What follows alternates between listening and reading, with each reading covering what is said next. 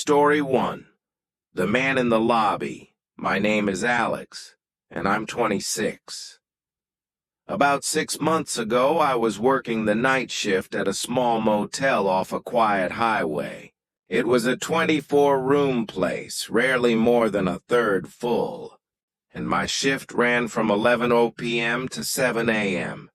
The job was dull: check in late arrivals, monitor the cameras, and tidy up the front desk. The lobby was basic: a counter, a couple of armchairs, a coffee machine, and a small TV in the corner.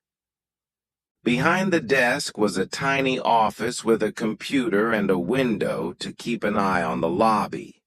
The front doors locked at night, and guests had to buzz to get in. Most nights nothing happened after 1 a.m., but one night changed that forever. Around midnight, the buzzer went off. I let in a guy in his late 30s, average build, wearing a dark jacket and a beanie, carrying a duffel bag. He asked for a room, and I quoted the rate. He paid with a card, which went through fine, and I handed him a key for room 312 on the 3rd floor. His stare lingered on me a bit too long, maybe 5 seconds, before he nodded and headed to the elevator. It felt off, but I brushed it aside and went back to scrolling on my phone. By 1:30 a.m., I noticed him back in the lobby, sitting in an armchair, staring at the blank TV. He wasn't reading, wasn't on his phone, just sitting there still as a statue. I figured he couldn't sleep. Guests sometimes hung out in the lobby, but it unnerved me. When I crossed the lobby to grab a snack from the vending machine, I felt his eyes follow me the whole way. I avoided looking at him, but the weight of his stare made my skin crawl. At 2 a.m., I checked the reservation system out of boredom and saw room 312 listed as vacant. Confused, I checked the check-in log. No record of him. The transaction history showed no card payment either. My stomach sank. I distinctly remembered swiping his card and the machine beeping. I called room 312, but it rang unanswered. The key card log showed no entry to the room. He'd never gone upstairs. I glanced at the lobby.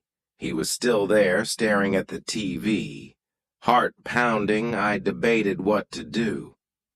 At 2:30 a.m., he was gone from the armchair. I scanned the lobby and spotted him standing in the shadowed corner by the vending machines, motionless, watching me. I pretended to work on the computer, my hands shaking. He moved again, this time to the hallway near the stairs, just standing there. I called my supervisor, who told me to monitor him and call the police if he got aggressive. It already felt aggressive. Checking the cameras, I saw him wandering the first-floor hallway, stopping at a guest's door for minutes before returning to the lobby. By 3 a.m., I called the non-emergency police line, explaining there was a man in the motel who wasn't a guest. While waiting, he moved closer, standing 10 feet from the desk, staring at me with a blank expression.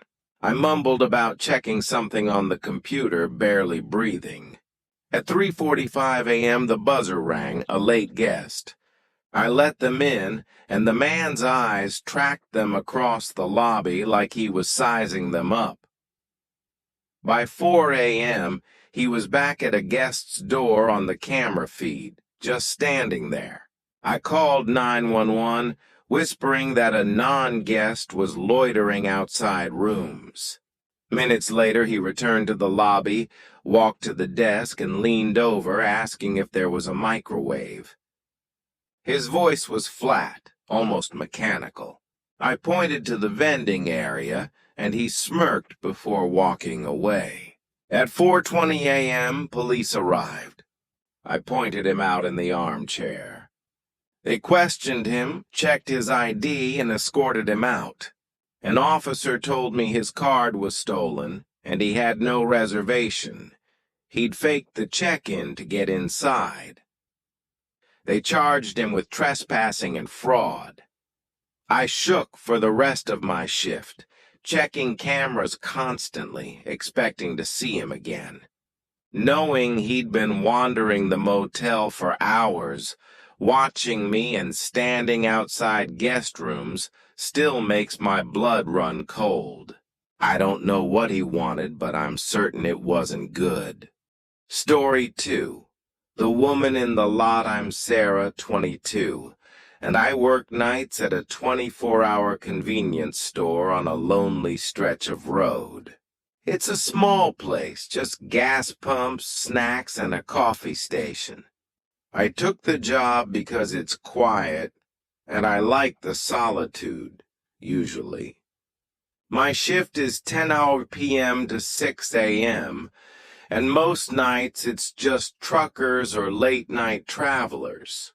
But last month something happened that still haunts me. At 1 a.m., a woman walked in. She was maybe 50 with a worn coat and tangled hair, carrying a small purse. She didn't browse, just stood near the counter staring at me. "Hey," I said, trying to sound friendly. "You work late?" she replied, her voice low, like she already knew me. "Yeah, night shift," I said, uneasy. She smiled thinly and said, "I've seen you here before. You always arrange the candy bars so neatly." I forced a laugh, but my name tag was in the back, and I hadn't written anything public like a store sign. She lingered, not buying anything, then left without a word. She started showing up every few nights, sometimes coming inside, sometimes just sitting in a beat-up sedan at the edge of the lot, lights off. One night she came in and said, "You're always alone here, aren't you? Must be scary for a young woman." Her tone was calm, curious, which made it worse. I mumbled, "I'm fine," and asked if she needed anything. She pointed to the back door. "You check that lock every night around 3 a.m. Smart." My heart stopped. She'd been watching me that closely. She left after that, but I started carrying pepper spray. A week later, I found a folded note on the counter after a break. It was a sketch of me stocking shelves with "Careful Sarah" written in sharp, slanted handwriting. I hadn't told her my name. The next time she came in, I confronted her, saying she needed to stop or I'd call the police. She tilted her head and said, "I'm just observant. I thought you'd like someone who notices you." I snapped. "That's not noticing, that's creepy." She didn't react, just left. I called the police the next night when I saw her car again, parked in the shadows. They found her in the lot, and in her car was a notebook with my schedule, descriptions of my outfits, even notes about my habits, like how I hum when I mop. She claimed she was just curious, but they issued a restraining order. I switched to day shifts at another store an hour away. Even now, when I see a car idling too long, I grip my keys tighter, and her voice, saying my name like she owned it, still echoes in my head. Story 3. The Shadow at the Counter. I'm Jake, 27, and I work the graveyard shift at a 24-hour diner in a small town. It's a no-frills place, booths, a counter, and a jukebox that barely works. My shift is 11 p.m. to 7 a.m., and it's usually just me, a cook in the back, and a handful of regulars. The diner has a bell above the door that chimes when someone enters, and a small office behind the counter where I do paperwork. I like the quiet, but last winter something happened that changed how I see the place.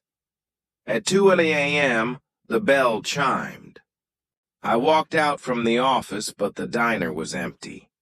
No customers, no cars in the lot, just the hum of the fridge. I figured the wind rattled the door and went back to my laptop. 10 minutes later, it chimed again, still empty. My skin prickled, but I told myself it was nothing. I checked outside, shining my phone's flashlight across the lot. Nothing but parked guest cars and an empty road. I stayed at the counter after that, watching the door. At 2:30 a.m., the bell rang again. I looked up, nobody. I checked the booths, the restrooms, even the kitchen. Empty. I sat back down, heart racing, and turned the radio low to stay alert.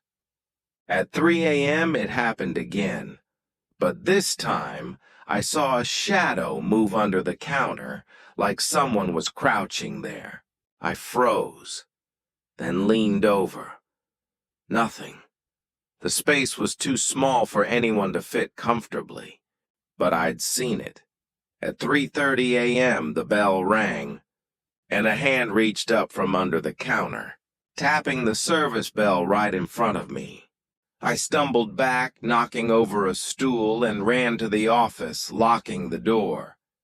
On the security feed, I saw a figure crawl out, tall, hooded, face obscured, pacing the diner. They stopped at the door, staring out, then flipped through the menu on the counter like nothing was wrong.